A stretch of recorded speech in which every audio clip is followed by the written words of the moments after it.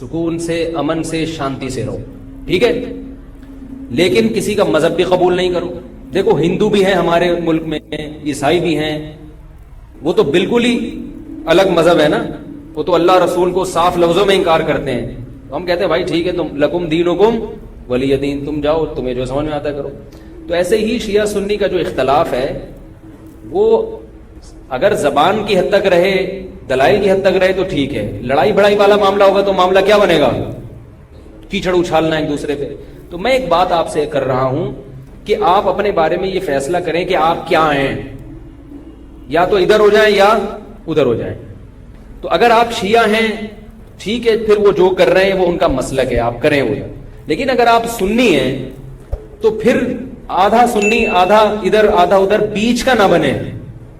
میں بھی بیان میں عرض کر رہا تھا نا آخر میں کہ بیچ کا کسی کو بھی پسند، میرا خیال ہے آپ لوگ کو ہوتا ہے شاید نہیں ہوتا نا کسی کو بھی پسند. قدرت نے کسی کو بیچ کا بنا دیا اللہ کی طرف سے، وہ تو اللہ کی طرف سے آزمائش ہے، لیکن خود سے کبھی بھی بیچ کا بننے کی کوشش مت کرو.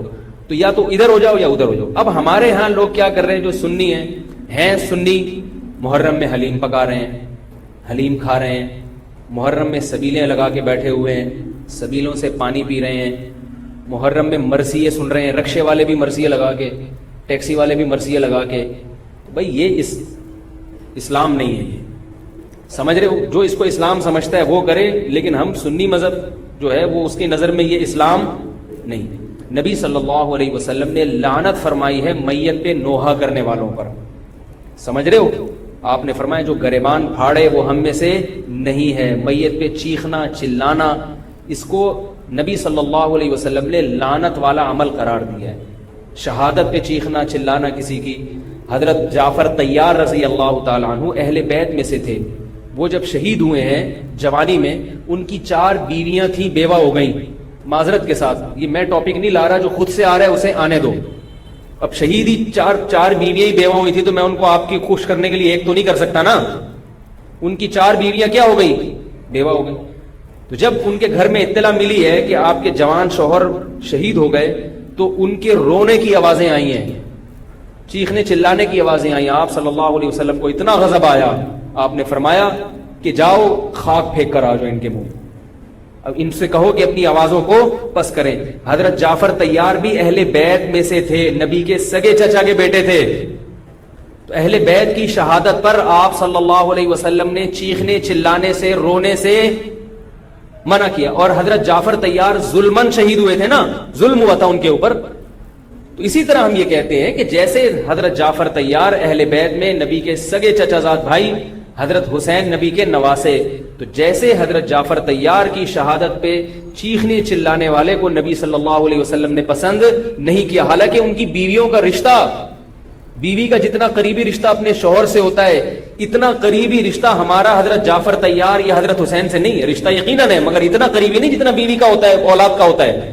تو جب بیویوں کو رونے کی اجازت نہیں ہے جو سب سے زیادہ متاثر ہوئی ہیں، تو ہم اور آپ کو حضرت حسین کی یاد میں چیخنے چلانے کی اجازت کہاں سے ہوگی؟ ہم زیادہ فنٹر بننے کی کوشش کیوں کر رہے ہیں بھائی؟ زیادہ آگے نکلنے کی کوشش کیوں کر رہے ہیں؟ یقیناً اہل بیت سے ایمان، اہل بیت سے محبت ہمارے ایمان کا جزو ہے، مگر اس محبت کا اظہار اس طرح سے کرنا ہے جس طرح سے اہل بیت سے محبت کا نبی نے حکم دیا ہے. نہیں آ رہی میرا خیال ہے، پولیس کی تو ضرورت نہیں ہے. جس طرح سے حکم دیا ہے بھائی اس طرح سے اہل بیت سے محبت کرنی ہے، اپنی طرف سے نہیں کرنی. آپ تو پہلی بات تو یہ حدیث سمجھ میں آ گئی. اور آپ صلی اللہ علیہ وسلم نے چیخنا چلانا، گریبان پھاڑنا اور یہ سب کے منع کیا ہے. تو سنی مذہب میں ماتم کی اجازت، چیخنے چلانے کی، ہا ہو کرنے کی اجازت نہیں ہے. سمجھ رہے ہو بات کو؟ تو آپ یہ کام نہ کریں، مرثی آپ نہ سنیں، انہیں سننے دیں، انہیں کرنے دیں. آپ رکشہ ٹیکسی چلا رہے ہو، کہہ رہے محرم کے احترام میں گانے نہیں لگاؤں گا، مرثیے لگا دوں گا. بھائی نہ گانے لگاؤ نہ مرثیے لگاؤ. اور مرثیوں میں جس طرح سے اہل بیت کا نام لیا جاتا ہے اس میں اہل بیت کی عزت نہیں ہے بلکہ اہل بیت کی توہین ہے. ہائے زینب، ہائے یوں، ہائے یوں. آپ اپنے گھر کی عورتوں کو چاہتے ہو کہ سڑک پہ ان کا اس طرح سے ہائے ہائے کر کے نام لیا جائے روڈ پہ؟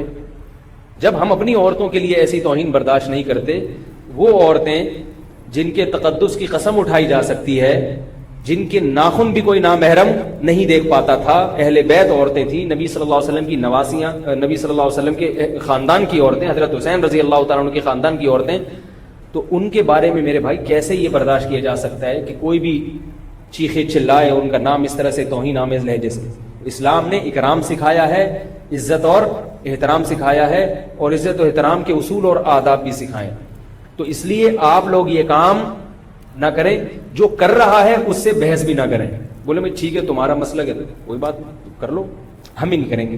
تو یہ جو سبیلیں لگائی جا رہی ہیں، یہ کہا جاتا ہے کہ حضرت حسین کی یاد میں. یہ بھی ایک عجیب بات ہے، حضرت حسین رضی اللہ تعالیٰ عنہ اگر پیاس سے شہید ہوئے تو پانی پی کے یاد منائی جائے گی یا پانی سے اوائڈ کر کے یاد منائی جائے گی؟ عجیب بات ہے. مجھے ایک بات بتاؤ، آپ کا دوست بھوکا بیٹھا ہوا ہے، آپ اس دوست پہ ترس کھا رہے ہو، آپ کہہ رہے ہو، اس کو فون کیا آپ نے، بھائی کیا ہے یار؟ کہہ رہے 2 دن سے مجھے کھانا نہیں ملا. کہہ رہے بس پھر میرے سامنے جو کھانا رکھا ہے میں بھی نہیں کھا رہا، جب تو نے نہیں کھایا تو میں کیوں کھاؤں یار یہ مرغے؟ یہی ہوتا ہے نا یار، جب تو 2 دن سے بھوکا ہے تو میں بھی تو ایک وقت کا ناغہ کروں نا کھانے کا. لیکن آپ نے کیا کیا؟ آپ نے دوست کو فون کیا، تجھے کھانا ملا؟ کہہ رہے 3 دن سے بھوکا ہوں. آپ نے کہا یار بہت افسوس ہوا یار، ایسا کر 2 پراٹھے لے کر ہوٹل کے بیرے کو 2 انڈے لے آ اور 2 دودھ پتی لے آ. ویسے تو 1 پراٹھا کھاتا تھا، آج کتنے کھاؤں گا؟ 2 کھاؤں. دوست فون پہ کہہ رہا ہے یار یہ آرڈر کا، کہہ رہا یار تو بھوکا ہے، تیری یاد میں کیا کروں گا، کھاؤں گا بھی اور پبلک کو بولوں گا آ جا بھائی تو بھی آ جا یار تو بھی آ جا. یہ کامن سینس، میری جو سینس ہے بھائی، میں سنی ہوں تو مجھے یہ والا چیز صحیح لگ رہی ہے. اگر پھر بھی آپ کو امام حسین کی یاد میں آپ کہتے ہیں شربت پئیں گے بھی پلائیں گے بھی، ٹھیک ہے آپ کو سمجھ میں آ رہا ہے، میں بندوق لے کے کسی کے پاس نہیں آؤں گا. لیکن مجھے جو یہاں ممبر پہ بٹھایا گیا ہے وہ بات کرنے کے لیے جو میری سمجھ میں آ رہی ہیں. کیا خیال ہے بھائی؟ تو اس لیے یہ سبیلیں چھوڑ دیں. پیاسے کو پانی پلانا یہ پورے سال سنت ہے، اور پیاسے کو پانی پلاؤ ایسی جگہ پہ جہاں پانی نہ ہونا. شہر میں سب جگہ پانی ہوتا ہے، سب جگہ پانی ہوتا ہے. تو یہ چھوڑ دیں، جو کر رہے ہیں ان کو کرنے دیں. چھوڑنے کا مطلب یہ نہیں کہ آپ جا کے بحث کریں. آپ یہ کام نہ کریں، نہ سبیل سے پانی پئیں نہ سبیل سے پانی پلائیں، کیونکہ لوگ اس کو اسلام سمجھ رہے ہیں جبکہ یہ اسلام نہیں ہے. سمجھ رہے ہیں؟ اس طرح محرم میں حلیم کا جو فلسفہ بیان کیا جاتا ہے وہ یہ بتایا جاتا ہے کہ حضرت حسین کو کچھ بھی نہیں ملا تھا، کھانے کو کچھ بھی نہیں ملا تھا، تو ہم اب سب چیزوں کا ایک مرغوبہ بنا کے پبلک کو کھلائیں گے، جس سے یہ پتا چلے گا کہ دیکھو حلیم میں گوشت بھی ہے تو حضرت حسین کو گوشت بھی نہیں ملا، حلیم میں چاول بھی ہے تو چاول بھی نہیں ملے ان کو، حلیم میں دال بھی ہے تو ان کو دال بھی نہیں ملی، حلیم میں جو بھی ہے تو ان کو جو بھی نہیں ملی. تو حلیم ایک ایسی ڈش ہے جس میں اتنی ساری چیزیں آتی ہیں کہ یہ ساری چیزیں ایک جگہ جمع کسی اور ڈش میں نہیں ہوتی. تو سب چیزیں کھلانے کا ہمیں ثواب مل جائے گا. یہ بھی وہی ہے کہ انہیں کچھ بھی نہیں ملا اور آپ ان کی یاد میں سب کچھ کھا بھی رہے ہو اور سب کچھ کھلا بھی رہے ہو حلیم کے نام. تو یہ بھی کامن سینس کی چیزیں نہیں ہیں، اس لیے چھوڑ دو اللہ کا واسطہ. لوگ کیا کہتے ہیں، میں محرم میں حلیم اس نیت سے نہیں پکا رہا، میں تو ویسے ہی پکا رہا ہوں. تو ویسے ہی تو نے سفر میں کیوں نہیں پکایا؟ ویسے ہی آپ ربیع الاول میں کیوں نہیں پکا لیتے؟ ویسے ہی آپ رمضان میں کیوں نہیں پکا لیتے؟ آج ہی ویسے ہی خیال آیا. تو وہی چھوڑ دو. یہ اسلام خدا کی قسم بدنام ہو رہا ہے دنیا میں. غیر مسلم جب یہ اسلام دیکھے گا اس کو اسلام میں اٹریکشن نظر آئے گی، وہ حلیم کھانے کے لیے مسلمان ہوگا، وہ شب برات کے پٹاخوں کے لیے حلووں کے لیے ہوگا. نبی سے صحابہ نے پوچھا کہ اسلام کیا ہے، تو آپ صلی اللہ علیہ وسلم نے مختلف حدیثوں میں اس کا مختلف جواب دیا. ایک جگہ فرمایا کہ اسلام ہے کلمہ شہادت، صرف ایک خدا ہے ہمارا، اور نماز قائم کرنا، زکوٰۃ ادا کرنا، حج کرنا اور روزے رکھنا. ایک جگہ فرمایا اسلام یہ ہے کہ تم غربا کا خیال کرو، ان تطعم الطعام، لوگوں کو کھانا کھلاؤ. یہ مطلب نہیں حلیم کھلاؤ، کھانے کا مطلب یہ کہ لوگوں کی بنیادی ضرورتیں سارا سال پوری کرو. اس کو سفر میں ضرورت ہے تو محرم کا انتظار مت. جب غریب کو موقع ملے کہ بھی دیکھو محلے پڑوس میں رشتہ داروں میں کوئی غریب ہے اس کا خیال کرو. آپ سمجھ میں نہیں آ رہی میرا خیال ہے. اچھا، تو اسی طرح جو میں نے عرض کیا آپ کو، یہ جو قصے کہانیاں ہیں کربلا سے غیر ضروری واقعات، یہ میں نے بتایا کہ غلط ہوتے ہیں، ان کو بھی نہ سنا کریں آپ. ان کے غلط ہونے کی ایک دلیل تو میں بیان سے پہلے دے چکا ہوں. ایک اور دلیل کہ جو خطیب لوگ چاہے وہ شیعہ ہوں یا بعض سنی، سب میں ہیں ایسے لوگ. تو یہ غلط ہونے کی بڑی دلیل ایک اور یہ بھی ہے کہ اگر یہ قصہ خطیب لوگ جو حقیقی واقعہ ہے وہ بیان کرتے تو ایک ہی قصہ کئی بار انسان سن نہیں پاتا. نہیں آ رہی بات بھائی؟ یہ قصہ اب جیسے میں نے یہ قصہ آج بیان کر دیا، واقعہ بیان کیا، اب میں دوبارہ یہ واقعہ بیان کروں تیسری، آپ بولو گے یار تھک گئے مولوی صاحب، ٹاپک چینج کرو. لیکن آپ دیکھ رہے ہیں کہ جو خطیب لوگ ہیں وہ محرم میں پورا محرم ان کا یہ کربلا کا واقعہ بیان کرتے ہیں، لیکن لوگ تھکتے نہیں ہیں. اس کا مطلب ہر واقعہ اور ہر تقریر دوسری تقریر سے جدا اور منفرد ہوتی ہے، ورنہ پبلک سنے گی نہیں. کتنی مضبوط دلیل دے رہا ہوں آپ کو. اس کا مطلب ہے ہر خطیب کو پبلک کے لیے اس بیان کو اٹریکٹیو بنانے کے لیے اس واقعے میں تھوڑا سا ٹماٹر اور دہی کا تڑکا لگانا پڑا. کبھی وائٹ کڑھائی ہوگی دہی والی، کبھی ٹماٹر والی کڑھائی ہوگی، کبھی گرین کڑھائی ہوگی. تو کڑھائی کا تڑکا چینج ہوگا تو پھر صبح کی کڑھائی دوپہر کھا سکتے ہیں، رات کو بھی کڑھائی کھا سکتے ہیں، ورنہ دوپہر جب آپ نے کڑھائی کھا لی رات کو وہ کڑھائی آپ نہیں کھاؤ گے. انسان ایک دفعہ کھا کے دل بھر جاتا ہے اسے. تو یہ خود اس بات کی دلیل ہے خطیب ہر بیان میں کوئی نئی چیز لے کر آ رہا ہے. اس کا مطلب ہے کہ بھائی ایک واقعہ تھا تو وہ ایک ہی دفعہ ہوا ہے نا واقعہ، اس کو ہر دفعہ وہی ہونا چاہیے نا. ہر دفعہ آپ نے اس میں کچھ نئی چیز لایا ہو تو اس کا مطلب ہے کچھ دال میں گڑبڑ ہے. یہ بھی اس بات کی دلیل ہے. اس لیے یہ چیزیں چھوڑ دیں. رہا یہ مسئلہ کہ لوگوں کے گھر سے حلوے آ جاتے ہیں، کھانا آ جاتا ہے، تو بھائی بہتر یہ ہے کہ ان کو محبت کے ساتھ منع کر دیں.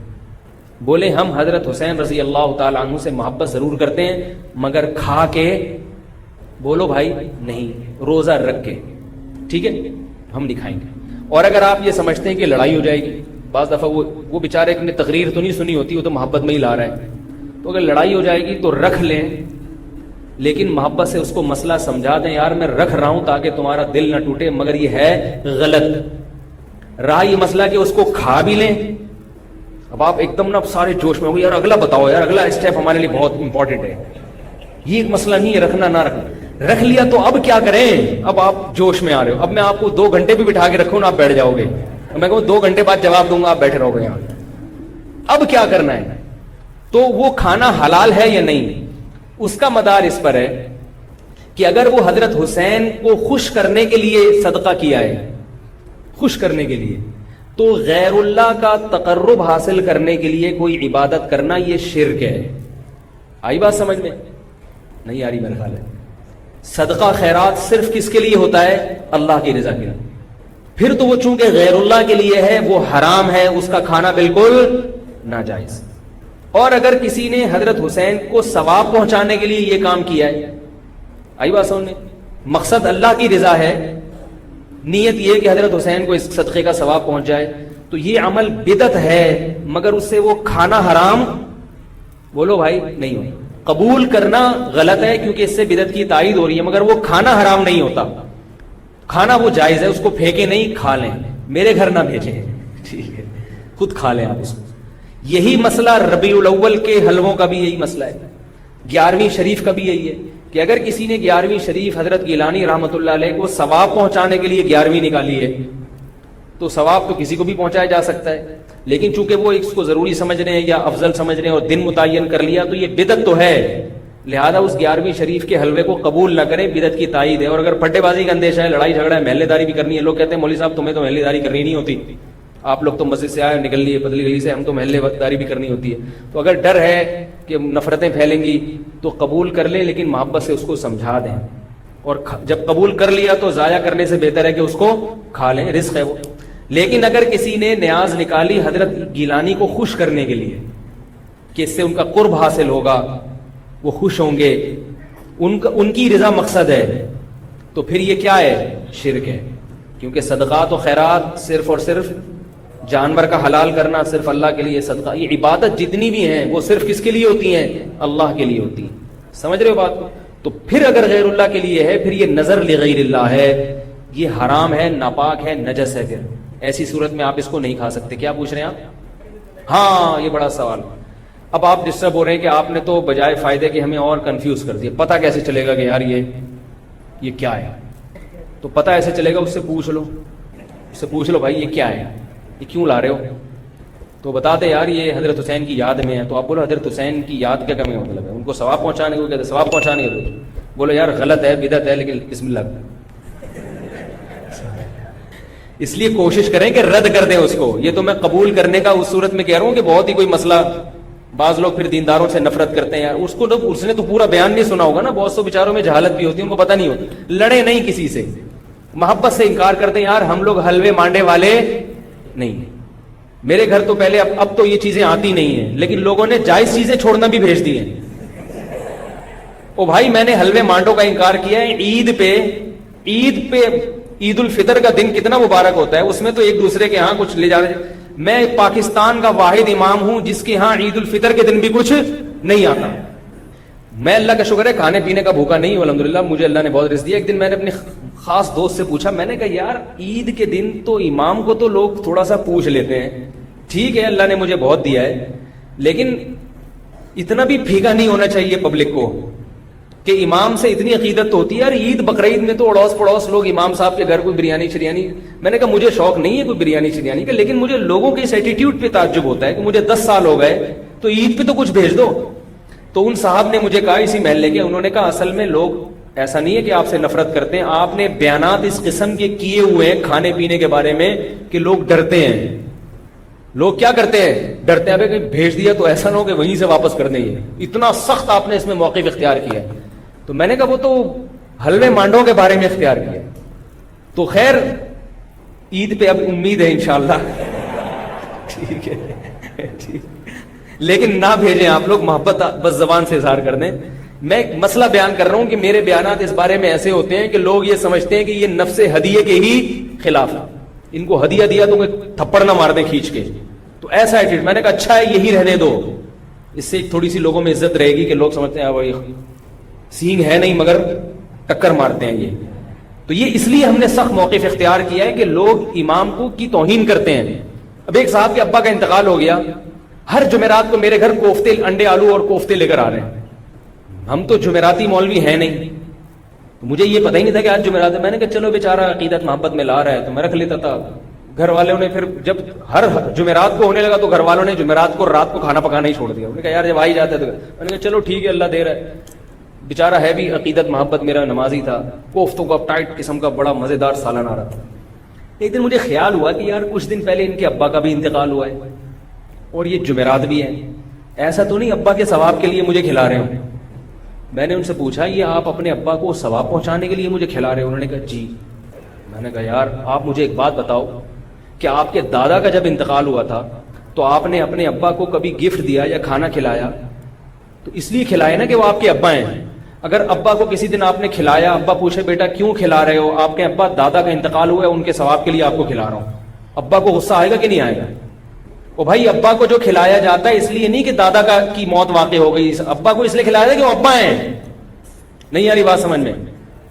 آپ اپنی منگیتر کو ایزی لوڈ کرا رہے ہو 500 کا, وہ کہے بھائی کیوں کرا رہے ہو, اصل جواب یہ کہ بھائی وہ تو غلط ہے یہ ایزی لوڈ نہ کرایا کریں, لیکن جو آج کل عرف چل رہا ہے آپ کیا کہو گے بھائی ایک تعلق ہے, ایک محبت ہے, میں چاہتا ہوں یہ رشتہ نہ ٹوٹے, یہ کہو گے نا.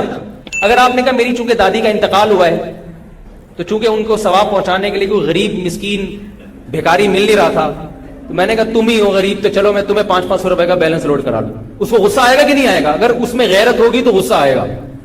تو یاد رکھو عزت دار, جس کو عزت دار, میں نہیں کہہ رہا میں عزت دار ہوں, لیکن جس کی کو آپ عزت دار سمجھتے ہو اس کو ہدیہ دیا جاتا ہے, اس پہ صدقہ نہیں کیا جاتا, ثواب پہنچانے کے لیے نہیں, ہدیہ دیا جاتا ہے اس کے اکرام کے لیے, اس سے محبت بڑھانے کے لیے, اس سے تعلق بڑھانے کے لیے. تو علماء کو ہدیہ دیا کرو ثواب کی نیت سے نہیں, محبت کی نیت سے. ثواب غریبی میں خود بخود ملے گا. نہیں یاری میرا خیال ہے ثواب خود بخود غریبی میں مل جائے گا. تو میں نے ان سے کہا کہ بھائی یہ کوفتے کسی غریب کو کھلائے, میں اللہ کا شکر ہے غریب نہیں ہوں, کسی غریب کو صدقہ کر دیا کرے ابا کے ثواب کے لیے. آئندہ مجھے اس گلی میں آپ کوفتے لے کر گھومتے ہوئے نظر نہیں آئے, ٹھیک ہے, آئندہ نہیں نظر. تو یہ ایک صدقہ اور ہدیے میں فرق ہے کہ ہدیے میں سامنے والے کی عزت ہوتی, تبھی ہدیے میں بہت عزت احترام کے ساتھ کہ قبول کر لیں تو بڑی نوازش ہوگی آپ. اور ہدیہ مالدار علماء کو بھی دیا جاتا ہے, بلکہ مالدار علماء کو ہدیہ دینا زیادہ ثواب ہے کیونکہ اس میں ان کی بے عزتی کا پہلو بالکل بھی نہیں ہوتا. ہمارے حضرت فرمایا کرتے تھے مالدار عالم کو ہدیہ دینا زیادہ ثواب ہے, اس لیے کہ اس میں اس کی بے عزتی کا بالکل بھی آپشن نہیں ہے. وہ کبھی بھی آپ اس کو یہ نہیں دکھا سکتے کہ میرے ٹکڑوں پہ پل رہا ہے, وہ کہے گا میرے پاس اللہ کا دیا تم سے زیادہ ہے, تو کہاں سے کہاں بات چلی گئی. تو ایصال ثواب کے لیے کھلانا تو یہ بھی توہین ہے. تو اگر کوئی پیرانے پیر کی نیاز نکال کے آپ کے گھر میں لا رہا ہے ان کو ثواب پہنچانے کے لیے، تو اس میں آپ کی بے عزتی بھی ہے. اس میں آپ کو یہ ثابت کرایا جا رہا ہے کہ آپ چونکہ محلے میں سب سے غریب ہیں، ان کو ثواب پہنچانے کے لیے مجھے آپ سے زیادہ کوئی مستحق نظر نہیں آیا، میں نے کہا چلو بسم اللہ. تو آپ کہیں بھائی ہم غریب نہیں ہیں، ہم ہدیہ قبول کرتے ہیں، صدقات و خیرات قبول نہیں کرتے. اگر غریب ہوں تو بھی یہ کہہ دیں کہ غریب نہیں ہے. اپنی غربت بیان کرنی ہے تو اللہ کے سامنے بیان کرو نا، پبلک کے سامنے کیوں بیان کرے؟ کیا خیال ہے؟ غریب ہو کے بھی آدمی رہے ایسے جیسے اس سے بڑا. ہمارے حضرت بہت مسکین تھے، غریب تھے 60 سال کی عمر تک، لیکن فرماتے میں رہتا ایسے تھا، پبلک سمجھتی تھی اس محلے میں ان سے زیادہ پیسے والا کوئی ہے ہی نہیں. لوگ کہتے مجھ سے آ کے قرضے مانگتے تھے، ایسی شان کے ساتھ انہوں نے. مولوی تھے، مولوی ایسے ایسے مولوی بھی ہیں مارکیٹ میں، دیکھو آپ، مولوی تھے مگر ایسے رہتے تھے، کہتے لوگ مجھ سے آ کے قرضے مانگتے تھے. تو اپنے بارے میں فیصلہ کریں کہ ادھر ہیں یا ادھر. اگر سنی ہیں تو مرثی سننا چھوڑ دیں. کربلا کے واقعات جو مستند ہیں وہ علماء کی کتابوں میں پڑھیں، ٹھیک ہے، ایک تاریخی علم ہے، لیکن ہماری شریعت پہلے سے کامل ہے، ہم نے اسی کو فالو کرنا ہے. محرم میں شادی بیاہ بھی کیا کریں. محرم میں شادی کے بہت سارے فائدے ہیں. ایک یہ کہ برکت ہوگی انشاءاللہ، محرم کا مہینہ ہے. دوسرا فائدہ یہ کہ بدعت کی، جو لوگ سمجھتے ہیں محرم میں شادی غلط ہے تو بدعت کی مخالفت ہوگی، اس کا الگ سے ثواب ملے گا. تیسرا فائدہ یہ کہ محرم میں شادی ہال سستے ہوتے ہیں، سستے میں شادی ہو جائے گی. کیا خیال ہے؟ تو فائدے ہی فائدے، مزے ہی مزے. اور رہا یہ مسئلہ کہ محرم میں شادی ہوئی اور خدا نخواستہ ناکام ہو گئی.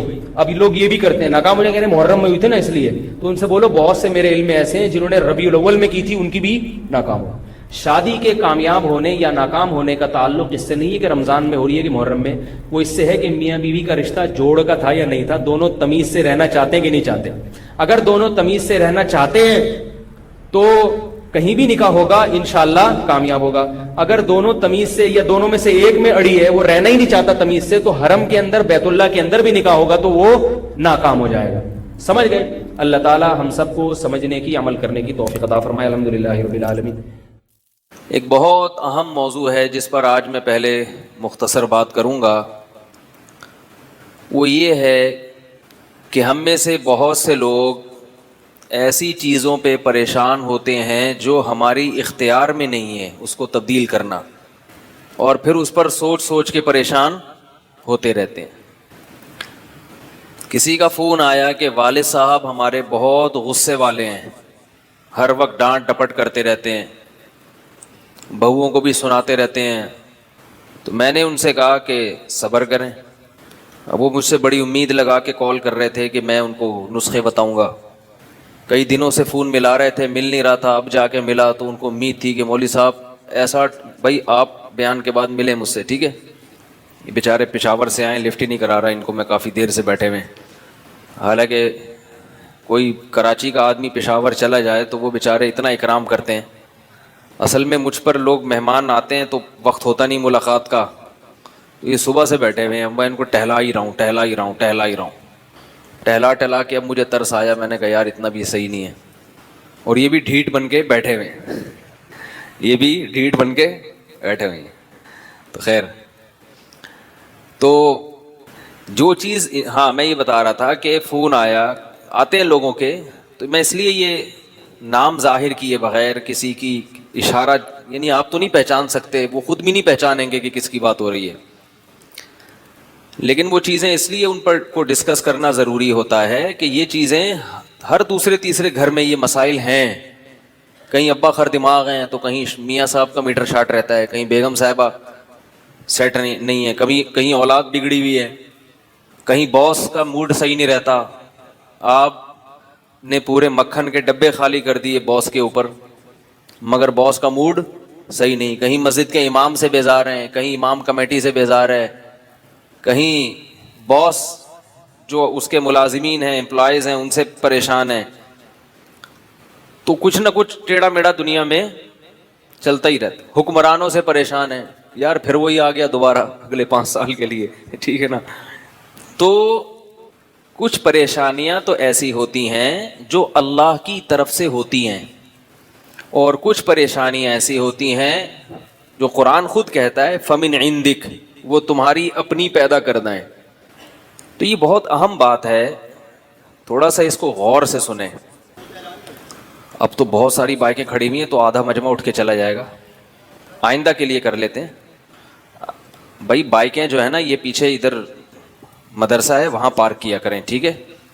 ابھی تو ہو گیا, غلط پارک ہو گئی, لیکن آئندہ کیا کرنا ہے آپ نے, یہ جو گلی ہے نا یہاں جو آپ نے بائکیں کھڑی کی ہوئی ہیں تو گھما کے لائیں, مسجد کا دوسرا گیٹ کھلا میدان ہے اس میں بائک کھڑی کریں, بائک محفوظ بھی ہو جائے گی اور یہ روڈ بند بھی نہیں ہوگا. یہ روڈ بالکل بلاک ہو جاتا ہے, آنے جانے والوں کو تکلیف ہوتی ہے. آئندہ کر لیں, ابھی سب جائیں گے تو پھر بڑا لمبا حساب کتاب ہو جائے گا. تو اب فون آتے ہیں کہ ابا کا میٹر کیا رہتا ہے, ہر وقت شارٹ رہتا ہے. تو میری اب میٹر کی دکان تو ہے نہیں, بجلی کے محکمے میں جاب کرتا ہوں, تو بھائی وہ والا میٹر نکال کے ابا کا, میں مفتی صاحب ہوں, میں ان کا میٹر چینج کر دوں. تو اس طرح کے اور بھی کالز آتی ہیں, میرا یہ مسئلہ ہے حل نہیں ہو رہا, میرا یہ مسئلہ ہے حل نہیں ہو رہا. یہ تو شکر ہے کہ مجھے کال کر لیتے ہیں, کسی روحانی بابا کو کال کرتے تو وہ پھر ٹائٹ طریقے سے الو بناتے, کہتے اچھا یہ مسئلہ ہے, نوٹ کر لیں. وہ نمبر بھی دے دیتا آپ کو کہ مسئلہ نمبر یہ ہے آپ کا, آئندہ جب فون کریں تو ڈائری میں آپ کے مسائل لکھے ہوئے ہیں, تو آپ نمبر یا بتا دیں, اس نمبر سے میں خود ہی نکال لوں گا کیا کیا مسائل ہیں. کچھ مسائل تو آپ کے ہیں, کچھ میں آپ کو پیدا کر کے مزید دے دوں گا. اصل میں دل میں نیت یہ ہوتی ہے کہ یہ تو آپ کے مسائل ہیں, کچھ وہ ہیں جو اب شروع ہونے والے ہیں, ٹھیک ہے نا, جو اب شروع ہونے والے ہیں. تو ایسے لوگوں کی کالز آتی ہیں کہ میں جب ان کو مشورہ دیتا ہوں تو کہتے ہیں ہم نے تو بڑی امیدیں لگا کے حضرت آپ کو فون کیا تھا, بہت امیدوں سے, آپ تو کہہ رہے ہیں کہ اس کا کوئی حل ہی نہیں ہے, یہ تو کیا مسئلہ ہو گیا. تو یہ بات خوب اچھی طرح سمجھ لیں کہ آج انشاءاللہ ایک ایسا نسخہ آپ کو بیان کرتا ہوں جو تمام مسائل کا حل ہے. وہ ٹیبلٹ کھائیں گے, وہ گولی کھائیں گے تو سارے مسئلے دنیا کے حل ہو جائیں گے. اور وہ قرآن و حدیث سے بھی ثابت ہے اور ہمارے بزرگوں سے بھی ثابت ہے. آج کل بزرگوں کو اتنا لوگوں نے بدنام کیا ہے کہ کسی بزرگ کا حوالہ دے دو بیان میں تو اس کو لوگ شخصیت پرستی پہ لے جاتے ہیں. ایسا نہیں ہے, بزرگوں کی باتیں قرآن و سنت ہی کی باتیں ہوتی ہیں. ہاں اگر کسی بزرگ کی کوئی بات قرآن و سنت کے خلاف ہے تو اس کو نہیں بیان کرنا چاہیے, اس کو رد کر دینا چاہیے. اب جن کے ہاں بزرگ ہوتے ہیں وہ تو حوالے دیں گے, جن کے بزرگ ہی نہیں ہوتے وہ پھر کہاں سے حوالے دیں گے. تو بعض لوگ ایسے جن کے یہاں بزرگ ہمارے ایک فرقے کے ایک بندہ تھا, کسی فرقے سے متعلق تھا, وہ ہمارے حضرت مفتی رشید احمد صاحب رحمہ اللہ سے ملنے آیا. حالانکہ اس کا مسلک وہ نہیں تھا جو ہمارے حضرت کا تھا, تو اس نے اپنا مسلک ہی چینج کر لیا حضرت کو دیکھ کے. حالانکہ حضرت تو یہ فرقہ واریت پہ باتیں کرتے ہی نہیں تھے. تو ہم نے ان سے پوچھا کہ آپ نے نہ کوئی اس کے خلاف دلیل سنی, نہ آپ نے اپنے مذہب کے خلاف کوئی بات سنی, آپ نے چینج کیسے کر لیا؟ انہوں نے کہا میں نے بزرگ پہلی دفعہ دیکھے ہیں. انہوں نے کہا میں جس فرقے سے بلونگ کرتا ہوں اس میں بزرگ شارٹ ہیں, بزرگ مجھے کوئی نظر ہی نہیں آیا.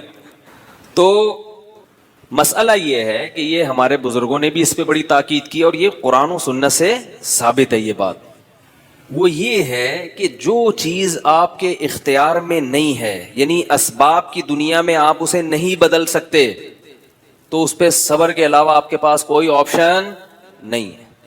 ابا جو ہے نا, ابا کو دنیا میں کوئی بھی تبدیل, ابا کو ابا کا ابا تو کر سکتا ہے.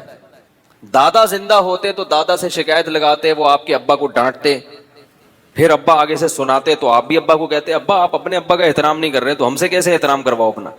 لیکن دادا تو دنیا سے چلے گئے, یا موجود ہے دادا مگر ان کا میٹر ابا سے بھی, وہ ابا سے بھی 2 ہاتھ آگے ہیں. تو اب کیا کرو گے بھائی, سوائے صبر کے آپ کے پاس کوئی آپشن نہیں. بھڑکنے دو, چیخنے دو, چلانے دو. لوگ کہتے ہیں وہ ابا ایسی الٹی صلواتیں سناتے ہیں کہ بالکل ہی ہمارا میٹر شارٹ ہو جاتا ہے. بعض جگہ ایسا ہوتا ہے کہ بیٹا برداشت کر رہا ہے مگر بہو برداشت نہیں کر پاتی, وہ اپنے شوہر کو کہتی ہے کہ یہ کیا بت بن کے کھڑے ہوتے ہو ابا کے سامنے. یہ بات خوب یاد رکھو, ابا کا میٹر شارٹ ہو یا اماں کا شارٹ ہو, ہونے دو. اللہ نے ان کو بہت سارے حقوق دیے ہیں. انہوں نے جو آپ کو پال پوس کے جوان کر دیا, کھلا دیا, پلا دیا, اب ان کا حق ہے کہ ان کا میٹر شارٹ چلتا رہے. ٹھیک ہے, انہیں تو چاہیے کہ وہ ایسا نہ کریں, مگر یہ تو ان کے سوچنے کی چیز ہے نا. وہ نہیں سوچ رہے تو مجھے لوگ کہتے ہیں میرے ابا کو سمجھائیں, میں کہتا ہوں آپ کے ابا کا میں ابا تھوڑی ہوں جو ان کو سمجھاؤں گا. میں آپ کے ابا کا اگر ابا ہوتا تو میں ان کو سمجھاتا. وہ کہتے نہیں آپ مفتی صاحب ہیں. میں نے کہا میں آپ کی نظر میں مفتی صاحب ہوں, آپ کے ابا کی نظر میں میرا وہ مجھ سے عقیدت نہیں کرتے. ہر آدمی ہر ایک سے تھوڑی عقیدت رکھتا ہے. آپ کو مجھ سے محبت ہے, ضروری تھوڑی آپ کے ابا کو بھی ہو. ہمارے حضرت ایک بڑی پیاری بات بتایا کرتے تھے کہ جب کوئی آپ کو ہدیہ دے نا, ہدیہ, تو یہ پوچھو یہ اپنے پیسوں سے ہے یا ابا کے پیسوں سے ہے.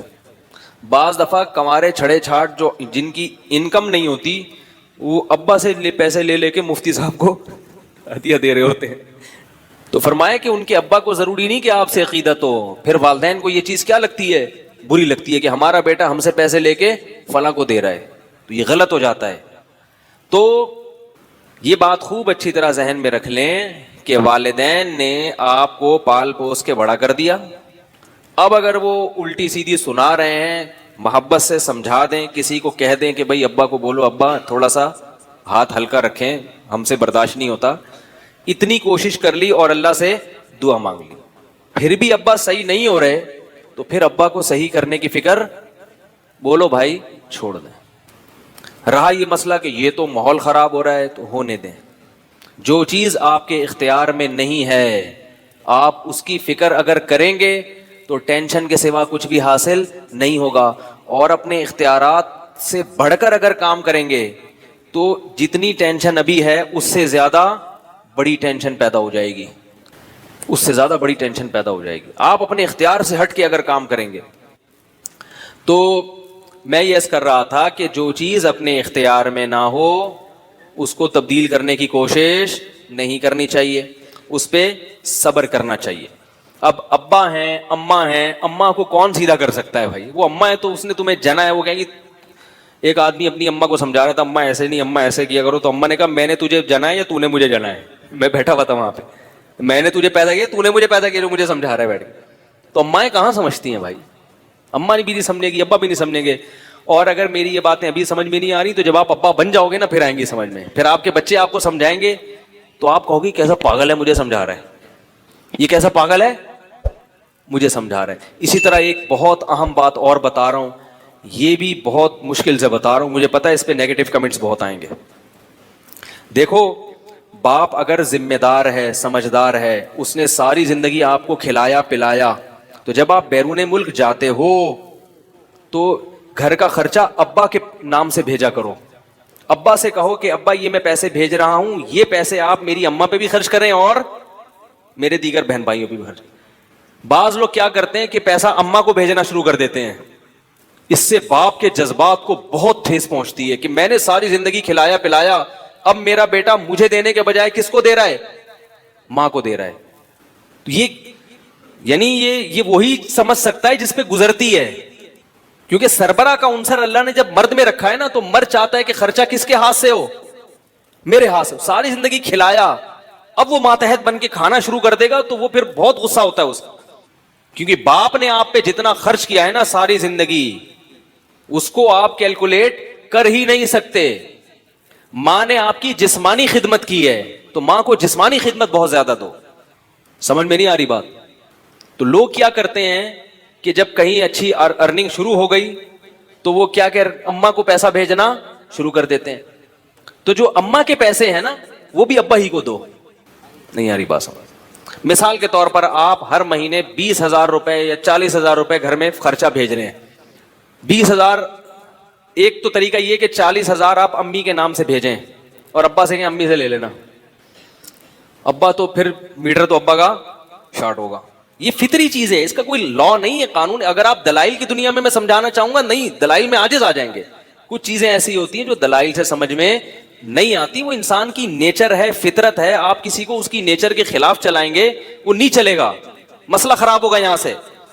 اب چونکہ ساری زندگی شوہر بیوی کو کما کے کھلاتا ہے, ساری زندگی گیس بجلی کے بل وہ بھر رہا ہے, بچوں کی اسکول کی فیسیں وہ بھر رہا ہے, آپ کی تعلیم پہ اس نے خرچہ کیا. اب آپ جب اپنے پاؤں پہ کھڑے ہوئے تو آپ کمائی کس کو بھیج رہے ہیں, ماں کو ساری کمائی بھیج رہے ہیں. تو پھر ابا کا میٹر کیا ہوتا ہے, شارٹ ہوتا ہے. وہ ہوگا شارٹ. ایک طریقہ تو یہ کہ سارے پیسے کس کو دے دیا آپ نے, اماں کو دے دیے. دوسرا طریقہ یہ کہ آدھے پیسے اماں کو دیے, آدھے پیسے ابا کو دیے. یہ بھی میری نظر میں ٹھیک نہیں ہے, یہ بھی میری نظر میں ٹھیک نہیں ہے. آپ پورے پیسے کس کو دیں؟ 40,000 ابا کو دیں, اور ابا سے کہیں کہ ابا جیسے آج تک آپ میری اماں کو کھلاتے رہے ہیں نا, اب بھی آپ اپنی ذمہ داری پہ, بلکہ یہ کہنے کی ضرورت ہی نہیں ہے. کیسے سمجھائیں بھائی؟ ابا جیسے آپ گھر کا خرچہ چلا رہے تھے پہلے, اب بھی چلائیں. مائیں کہیں گی کہ نہیں تمہارے ابا تو مجھے کچھ دیتے ہی نہیں ہیں, تو اماں اب تک جس ابا نے دیا ہے, ہمیں پڑھا لکھا کے یہاں تک کر دیا کہ آج ہم سعودیہ چلے گئے, کینیڈا چلے گئے, تو آپ پہ بھی تو خرچ کر ہی رہا ہوگا نا. ایسا نہیں ہو سکتا. باپ کو بہت ٹھیس پہنچتی ہے. لوگ مجھے کہتے ہیں آپ خواتین کے حقوق پہ بیان نہیں کرتے, میں ان حقوق پہ بیان کرتا ہوں جو ہیں. ہاں ابا اگر ایسے کنجوس ہیں, اللہ نہ کرے, کہ وہ آپ کی اماں کا خیال کر ہی نہیں رہے, ایسے بھی ابا مارکیٹ میں وافر مقدار میں لالچی ہے. لوگ پہلے نہیں ہوتے تھے ایسے ابا. ابا تو ابا ہوتا ہے یار. ابا کو تو کھلا کے جو مزہ آتا ہے وہ کسی اور کام میں نہیں آتا. مرد کو تو مرد کہتے اس لیے کہ اس کو کھانے میں اتنا مزہ نہیں آتا جتنا کھلانے میں آتا ہے. لیکن میں نے جمعے کے بیان میں کیا تھا نا, مرد مارکیٹ سے کیا ہوتے جا رہے ہیں؟ شارٹ ہو رہے ہیں. وہ خاتون کا میں نے بتایا تھا نا, کہہ رہی ہیں بندے. میں نے کہا بندے نہیں ہیں, یہ وسیم بھائی ہیں, سلیم بھائی ہیں, کلیم بھائی ہیں, بندے نہیں ہیں. بندے کیا ہیں؟ تو مرد کی یہ فطرت ہے کہ وہ کھلا کے کیا ہوتا ہے؟ خوش ہوتا ہے. تو اگر ابا اس قسم کے ہیں کہ وہ ہاتھ ان کا بہت تنگ ہے اور اماں پہ آپ کو پتا ہے کہ وہ خرچ نہیں کریں گے, پھر مجبوری میں چپکے سے اماں کو لفافے بولو بھائی پکڑا دیا کرو.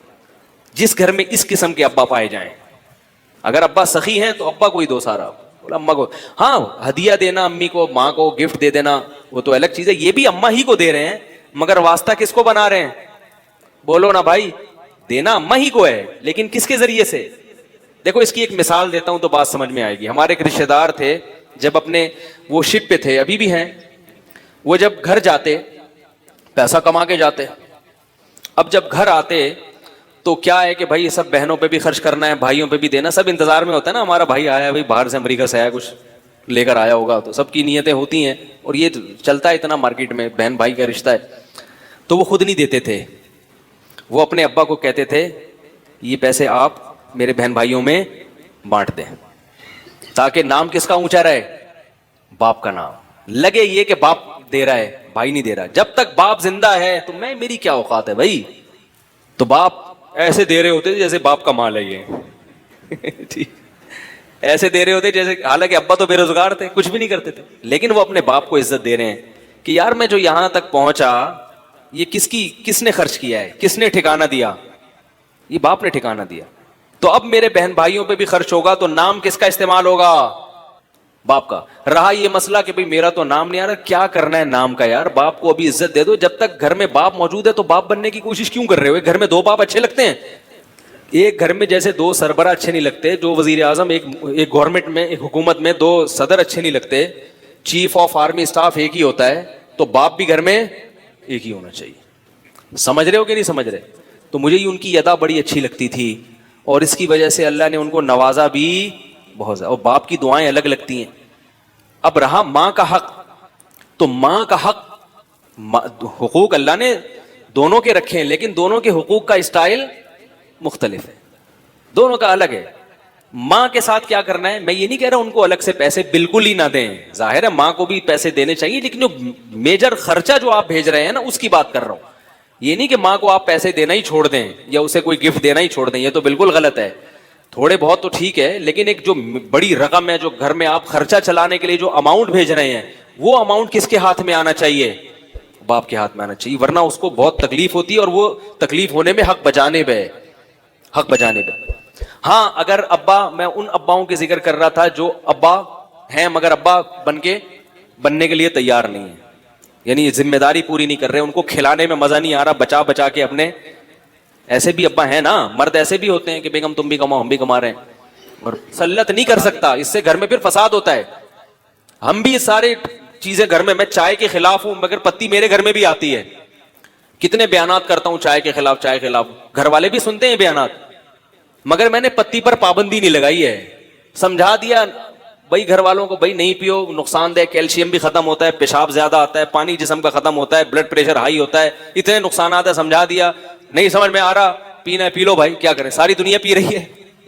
اب اگر ہم اتنی چیزوں پہ, کیونکہ حلال و حرام پر عمل کروا لیں, یہ بڑی بات ہے. भाई गुनाह छोड़ दिए घर वालों ने, पर्दा कर लिया, टीवी नहीं देखा जाता हमारे घर में अल्हम्दुलिल्लाह, फिल्में ड्रामे नहीं देखे जाते, ये बहुत बड़ी अल्लाह की नेमत है, अल्लाह तेरा बड़ा शुक्र है। नमाजें पढ़ रहे हैं सब घर वाले अल्हम्दुलिल्लाह, नमाजें कज़ा नहीं करते, अल्लाह का बहुत बड़ा फजल, थोड़ा बहुत सुट्टा लगा लिया चाय का, चलता है भाई। तो अपनी जात की हद तक तो इंसान को सख्त होना चाहिए, दूसरे के मामले में नरम होना चाहिए, समझाएं, मगर ये कोई ऐसी चीज नहीं है कि इस पे आप डंडा लेके, क्योंकि मेरे बयानात ऐसे हुए लोगों ने बर्गर पे पाबंदी लगा दी, मुफ्ती साहब ने कहा बर्गर खाओगे तो बर्गर की तरह गोल हो जाओगे, वो मिसाल दे रहे थे कि सर रखा हुआ है बगैर गर्दन के ऐसे हो जाओगे, गलत चीज गलती होती है। बस अब घर में बेगम बोल रही है यार मैं किधर शादी होके आ गई, चाहिए तो उसको कि इस बात पर अमल करे, लेकिन नहीं अमल कर रही तो भाई वो चाय पीने से इतना बीपी हाई नहीं होगा, लेकिन इस किस्म की नसीहतों से ब्लड प्रेशर एकदम टेंशन वाला माहौल, टेंशन घर में पैदा नहीं करो, मोहब्बत से अमन शांति का। बेगम बहुत अच्छा बयान था मौलवी साहब का, छोड़ दो यार, मैं भी छोड़ता हूं तुम भी छोड़ते हैं, नहीं छोड़ रही पी ले भाई तू। हम भी ये समझाते रहते हैं, बच्चों की चॉकलेटों पे मैं इतना घर में लड़ता हूं, नहीं खिलाओ चॉकलेटें, नहीं खिलाओ पापड़, फिर भी बच्चे कन्नी कतरा के जा रहे होते हैं पापड़ लेके। पापड़ के खिलाफ इधर बयान हुआ, बाहर निकला तो हमारा बच्चा पापड़ खा रहा होता है बैठ कर। तो अब क्या करे आदमी, भाई सब बच्चे खा रहे हैं, समझा समझा के थक गए, अब वो निकल जाते हैं पतली गली से। तो बस कोशिश कर रहे हैं, नहीं हो रही तो ठीक है, गुनाह से बच जाएं, फिर भी कोशिश करें सेहत की चीजें घर में आए, समझाते रहें समझाते रहें समझाते रहें, समझ जाए ठीक है, फिर ये भी चीज आपके इख्तियार में नहीं है। अब घर का माहौल खराब ना करें, छोटी छोटी माहौल खराब लड़ने के लिए और बहुत बड़ी बड़ी चीजें, नमाज पे पट्टेबाजी करो, ठीक है ना। बेगम साहिबा जनाब वो सुबह से शाम मोबाइल पे गप्पे लगाती रहती हैं, कान खराब हो रहे हैं और घर में टाइम ही नहीं दे रही हैं, आपकी खिदमत ही नहीं कर रही, बड़ी बड़ी चीजों में खिदमत। तो छोटी खिदमत के मामले में मेरा ये जो खवातीन मुझ पर इल्जाम लगाती हैं, इनके हुकूक पर मैं बात नहीं करता, मेरा ज़र्फ खवातीन के मामले में इतना बड़ा है कि मैं अगर खवातीन के मामले में आपको वो जो मेरा ज़र्फ है वो बताना शुरू कर दूं तो आप कहोगे यार ये हमारी औरतों को बिगाड़ रहा है। मेरा ये नजरिया है कि घर में बीवी को चाहिए खाना पकाए, पक गया ठीक है, नहीं आए तो कोई बात नहीं, होटल में जाके खा लो, पड्डेबाजी इतना बर्दाश्त कर लोगे आप लोग? आप तो जब घर में जाते हो ना, खाना है नहीं है उठा के प्लेटें फेंकना शुरू कर दी। हमारा अल्हम्दुलिल्लाह ये स्टाइल, खाना है नहीं है चलो भाई निकलो, याद ही नहीं था बताना यार, हमें भी नहीं याद, ऐसे चल रहा है सिस्टम। वैसे तो घर में अल्लाह का शुक्र है खाना मिलता है। इन चीजों में लड़ना ये गैरत के, बोलो भाई, कपड़े धोने पे बेगम ने कपड़े नहीं धोए, समझा दो, नहीं धोए कोई बात नहीं यार, खुद ही धो लो, कोई इतना बड़ा मसला नहीं है। सफाई नहीं की कमरे की, समझाओ बेगम घर साफ रखा करो, नहीं कर रही खुद ही साफ कर लो यार। तो ये इन चीजों में, हाँ जो चीजें आपके फैमिली सिस्टम को तबाह कर देंगी उनमें हम खवातीन को फिर इन्वॉल्व होने नहीं देते। हम कहते हैं ये ऐसा नहीं है, बड़ी बड़ी चीजों में इताअत किसकी होगी, कमाई नहीं, जॉब नहीं करने देंगे खवातीन को, जॉब का इतनी आजादी दे दी कि जॉब करें, तो इसमें औरत ही का नुकसान है। मर्द अपाहज हो रहे हैं खवातीन की जॉब की वजह से, मर्दों को औरत की कमाई उनके मुंह को लग रही है, बाहर का माहौल खराब हो रहा है, बेहयाई फैल रही है।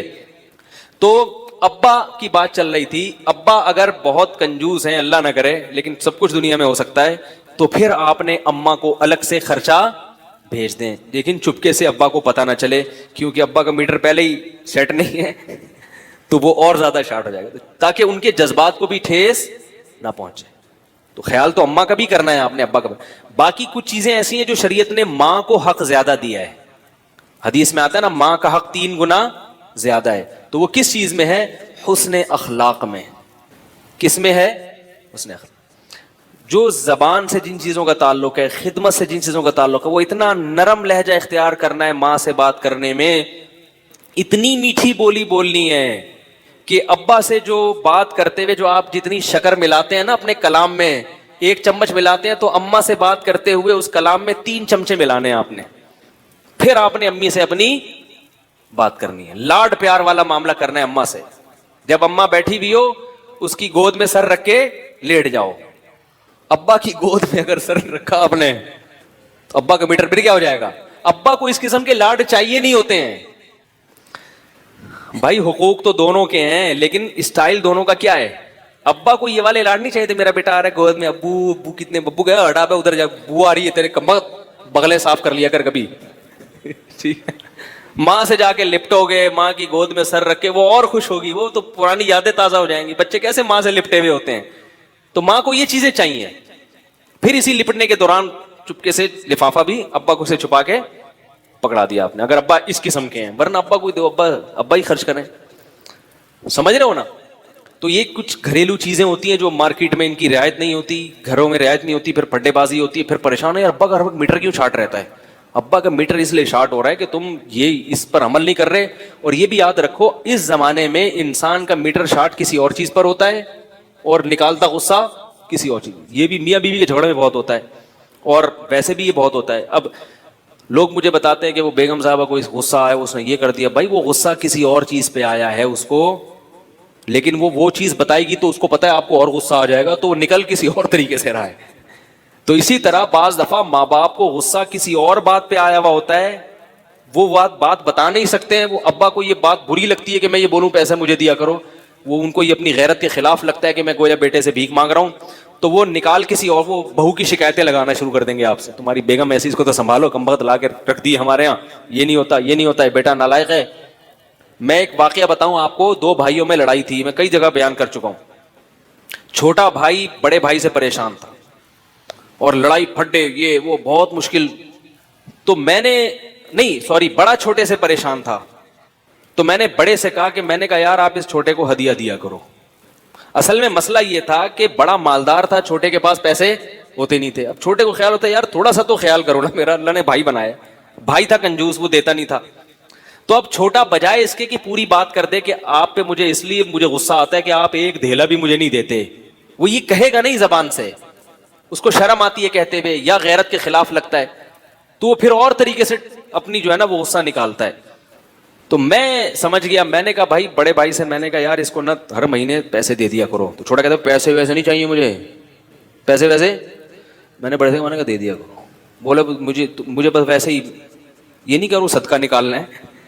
تو نتیجہ کیا نکلا, جب اس نے تھوڑے تھوڑے پیسے دینا شروع کیے, اب جو بڑے میں برائیاں تھیں نا, چھوٹے کو وہ برائیاں نہیں لگتی, ان برائیوں میں بھی بھائی کا دفاع کرتا ہے وہ.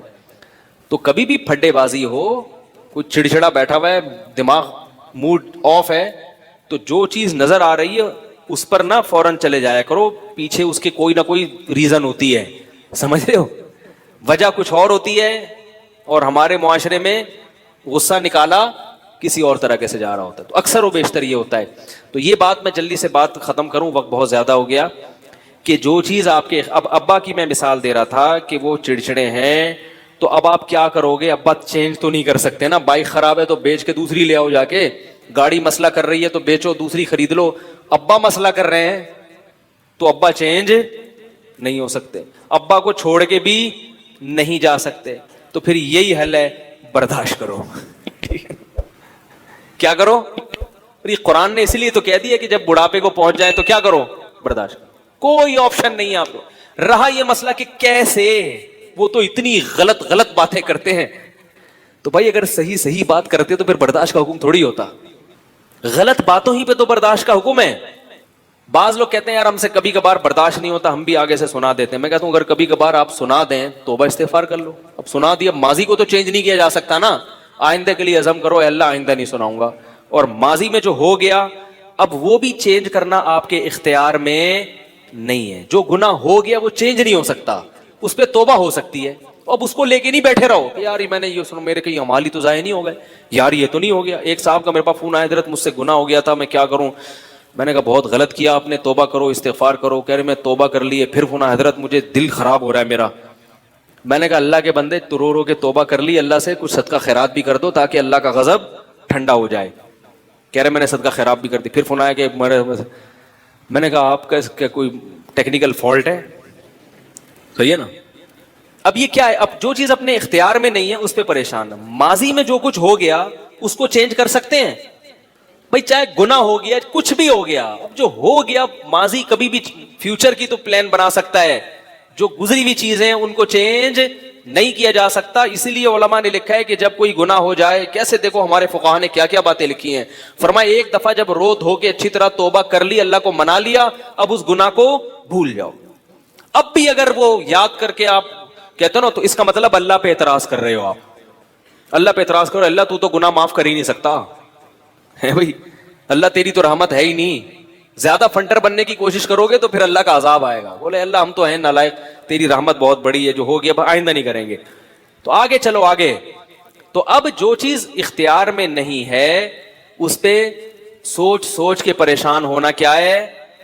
بولو بھائی، غلط۔ یہاں ایک اور بات، تو ابا کی پہلے بات کمپلیٹ کر دوں۔ مائیں پریشان کرتی ہیں بعض دفعہ بیٹیوں کو، چڑچڑی ہوتی ہیں بیٹی کو بات بات پہ تانے، تو وہ بچیوں کے فون آتے ہیں میری اماں ایسی، میں کہتا ہوں بھائی آپ کی شادی ہوگی، آپ اپنے گھر کی ہو جاؤ گی، اماں کو تھوڑے دن کیا کر لو، برداشت کرو تھوڑے دن۔ ماں کو سناؤ گے کھری کھری، یہ تو پھر غلط ہے نا، اس کی بد دعائیں لگیں گی۔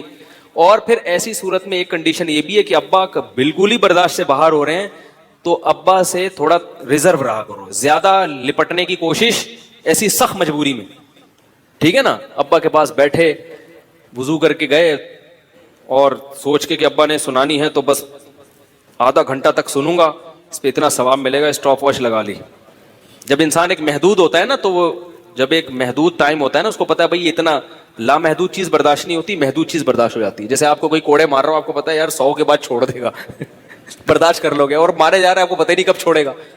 تو بھائی ابا سے ملنا بھی ہے، تو اب آپ گئے، بھائی ملنا ہے ابا روزانہ آدھا گھنٹہ ملنا ہے، اسٹاپ واچ لگا لی، بٹن دبا دیا، ابا کو نہیں بتاؤ ورنہ پھر کسی اور سے ملنے کے قابل نہیں رہو گے۔ ایسے اس قسم کے اباؤں کی بات کرو، اسٹاپ واچ لگائے بیٹھ گئے، ابا نے سنانے شروع، تو سالہ اپنی جورو کا غلام بنا ہوا ہے، کمبخت، تیری شادی کیا کر دی ہے تو سالہ ہر وقت کمرے سے کمبخت نکلتا ہی نہیں ہے، ہمارے ہاں بھی ایسا ہوتا تھا، اپنی بیوی کو تو سدھار، یہ جو چل رہی ہے گھر میں باتیں، اور تیری اماں نے میرے الگ پریشان کر کے رکھا ہوا ہے، تیری اماں جو ہے نا ہر وقت چڑ چڑ پٹ پٹ کرتی رہتی ہے، ساری زندگی گزارا کیا میں نے، اور تو بھی کچھ کرتا ورتا ہے نہیں، کمبخت بے روزگار گھومتا پھرتا ہے۔ وہ صلواتیں سنا رہے ہیں، آپ نے کیا کیا بھائی، 10 منٹ ہو گئے، کتنے رہ گئے، 20 منٹ رہ گئے۔ تو اس طرح سے جب 10 منٹ ہو گئے، اب آپ نے پتلی گلی سے نکلنا ہے، کیونکہ بہرحال ایک حد ہوتی ہے انسان کی، تو اس سے پہلے کہ پھٹو کوئی بہانہ کر کے نکل لو۔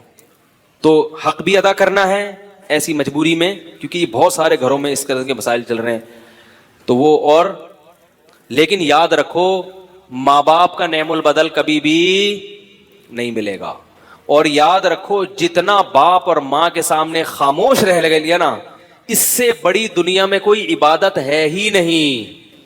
کسی نے مجھے فون کیا کہ ہمارے ابا جب گھر میں بیٹوں کو سناتے ہیں، بہویں تو چیختی ہیں، بیٹے نہیں چیختے، صبر کرتے ہیں، پھر بہوؤں کو اعتراض ہوتا ہے کہ یہ اتنا سنا رہے ہیں آپ بولتے کیوں نہیں؟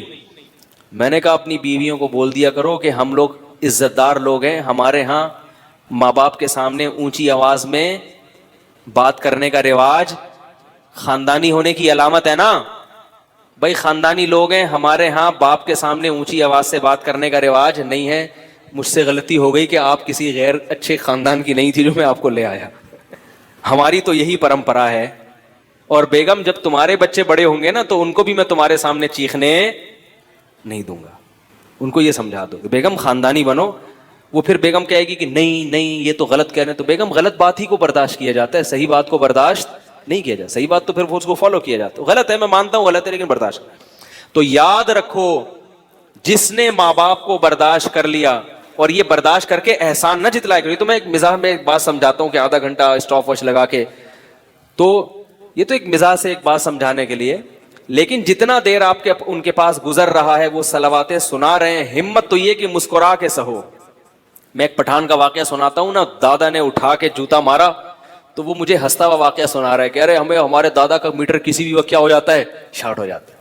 وہ اپنا واقعہ سنا رہا تھا مجھے ہنس کے، کہہ رہے ہم سب، ایک تو ماشاءاللہ ان کی نسل بہت ہوتی ہے، کہہ رہے ہیں ہمارے سب، میرے ابا بھی بیٹھے ہوئے، چاچے بھی بیٹھے ہوئے اور ہم لوگ بھی بیٹھے ہوئے، اور دادا صاحب جو تھے نا ان کو نسوار نہیں ملی ہوگی، کیا ہوگا میٹر شارٹ ہوگا۔ میں نے کہا پھر کیا؟ وہ کہہ رہے دادا نے اٹھا کے جوتے مارنا شروع کیے، وہ ہنس کے سنا رہا ہے، کہہ رہے ہم کمرے سے بھاگ رہے ہیں یار ہمارے نہ لگ جائے۔ مجھے اتنا اچھا لگا، میں نے کہا خاندانی ہونے کی بولو بھائی علامت ہے، یہ کس کی علامت ہے؟ خاندانی ہونے کی علامت ہے کہ دادا نے ٹھکائی لگائی اور ہنس کے، جس میں تکبر ہوتا ہے وہ کہتا ہے ہمارے دادا کو تو اس عمر میں بھی شرم نہیں آتی بچوں کو مارتے ہوئے۔ اگر غیر خاندانی ہوتا تو کیا کہہ رہا ہوتا؟ یار ہمارے دادا کو تو یہ بھی خیال نہیں۔ اور پھر جو دادا کا بیٹا ہے نا باپ، وہ کیا کہہ رہا ہوتا کہ میرے جوان بچوں کے سامنے دادا مجھے سناتا ہے، کم از کم انہی کا خیال کر لیا ہوتا۔ تو یاد رکھو جتنا برداشت کرو گے اتنا کیا ہوگا، آپ ہی کی آخرت بنے گی، دنیا بھی سنورے گی۔ ماں باپ کو جو برداشت کرتا ہے، حدیث سے ثابت ہے کہ دنیا میں بھی اس کا اجر ملتا ہے۔ ایک آخری واقعہ سنا کے اپنی بات ختم کرتا ہوں، وہ ذہن سے واقعہ نکل گیا، بڑا دلچسپ واقعہ تھا۔ دعا کریں یاد آ جائے. بڑا دلچسپ واقعہ تھا وہ, بہت سبق آموز تھا. کیا بات کر رہا تھا میں اس لیے وہ کہہ رہا ہوں تاکہ مجھے وہ واقعہ ذہن میں آ جائے. یعنی وہ یہ تانا دیتے ہیں نا کہ دادا نے ہماری ٹھکائی لگائی, دادا ہماری ٹھکائی لگا رہے ہیں. نہیں, دادا کا میٹر شارٹ ہو گیا وہ تو ہوتا ہی رہتا ہے. دادا نے ٹھکائی لگائی تو بڑے ہنس ہنس کے بتا رہا تھا. اس پر ایک واقعہ یاد آیا تھا, ایک دم شارٹ ہوا ہے. کیا ہے یار, کیسا اچھا واقعہ تھا, نکل گیا ذہن سے. وہ بات مکمل ہو جاتی نا پھر تو. خیر اللہ کی اسی میں وہ ہوگی. تو اب یہ چیز کیا ہے, آپ کے اختیار میں اس کو تبدیل کرنا ممکن نہیں. تو جب آپ کے اختیار میں نہیں ہے تو اب صبر کے علاوہ کوئی آپشن نہیں ہے. اب یہاں ایک آخری بات کہ لوگ کہتے ہیں کیسے صبر کریں, ہماری تو زندگی. ہاں, ایک خواتین کے بارے میں بتاؤں کہ شوہر بعض دفعہ گڑبڑ ظالم ہوتے ہیں. تو یہ جو میں نے کہا نا کہ ناقابل برداشت ہے تو علیحدگی اختیار کر لیں, تو یہ جب ہے کہ جب ایسا نہ ہو کہ علیحدگی اختیار کر کے اس سے بڑی مصیبت میں نہ پڑ جائیں کہیں. بعض دفعہ یہ بھی ہوتا ہے کہ علیحدگی اختیار کی تو پھر دوبارہ کوئی رشتہ ہی نہیں مل رہا, تو ایسی صورت میں کیا کرنا ہے؟ اول تو ویسے بھی کوشش حتی الامکان گھر کو جوڑنے ہی کی کرنی ہے. تو اس میں بھی یہی ہے کہ بھائی ہمارے پاس اب ہم اس کی اصلاح کر نہیں سکتے, ہمارے پاس برداشت کے علاوہ کوئی آپشن نہیں ہے. تو اب شیطان یہ ورغلائے گا, شیطان کہے گا ہوں کیسے برداشت کریں, کیا کریں. تو شیطان کو یہ سمجھانا ہے کہ دنیا مزے اڑانے کی جگہ نہیں ہے. وہ جو صاحب تھے نا, فون آیا تھا کہ میرے ابا کا میٹر شارٹ رہتا ہے, کیسے برداشت کریں. میں نے کہا دیکھو میرے بھائی, دنیا میں سارے مسئلے کسی کے بھی حل نہیں ہوتے. ہمارے حکمران کتنے پریشان رہتے ہیں کہ نہیں رہتے, کوشش میں لگے میں اگلے 5 سال کے لیے آ جائیں, سپریم کورٹ سے آرڈر آئے تھے نہیں آ سکتے, کتنی ٹینشن. تو جب حکمران جن کے ہاتھ میں طاقت ہے, جن کے پاس دولت ہے, وہ اپنے سارے مسائل دنیا میں حل نہیں کر پاتے, تو ہماری کیا اوقات ہے, ہم کیسے سارے مسئلوں کو حل کریں گے. جو مسئلہ حل ہو سکتا ہے وہ کر لیں, جو نہیں ہو سکتا اس سے دوستی لگا لیں. میں ٹھیک ہے یہی مسئلہ, اب میں اسی مسئلے کے ساتھ میں رہوں گا, اور اس پہ صبر کریں. کیا سوچ کے کہ دنیا مسافر خانہ ہے, تھوڑے دنوں میں مر جانا ہے, سارے مسائل خود بخود مرتے ہی ختم. ایک خاتون کا فون آیا, میری ساس کا یہ مسئلہ, میرے فلانے کا. میں نے کہا آپ کی عمر, ان کی 45 سال عمر تھی, میں نے کہا 10-15 اور رہ گئی ہے. اس شوگر انہوں نے صحیح عمر بتا دی اپنی, یعنی میری 45 سال کی. میں نے کہا کتنے رہ گئے, جہاں اتنا برداشت کیا 10-15 سال ہے گزارا چلاؤ, اور اس دوران آپ کے بچے بھی بڑے ہو جائیں گے. تو جب عورت کے بچے بڑے ہو جاتے ہیں تو ویسے بھی وہ بچے سہارا بن جاتے ہیں اس کا. تو میں نے کہا 10-15 رہ گئے. وہ میں نے کہا وہ بھی جب ہے جب یعنی یقینی کوئی حادثہ نہ ہو, ورنہ اس سے پہلے بھی دنیا سے جانے کا امکان موجود رہتا ہے. ایک صاحب نے کہا میں ساری زندگی کیسے برداشت کروں گا. میں نے کہا ساری زندگی نہیں, آپ 35 سال کے ہو گئے, پوری زندگی سے 35 کو مائنس کر دیں, تھوڑی سی رہ گئی ہے, ٹھیک ہے نا. تو یہ سوچ کے کیا کرے گا انسان, صبر کرے گا. یار جانے تو پھر بھی ٹینشن ہوتی ہے, مگر اتنی نہیں ہوگی کہ ڈپریشن کا مریض بن جائے, گولیاں کھانا شروع کر دے. اس سے کم از کم انشاءاللہ حفاظت ہو جائے گی.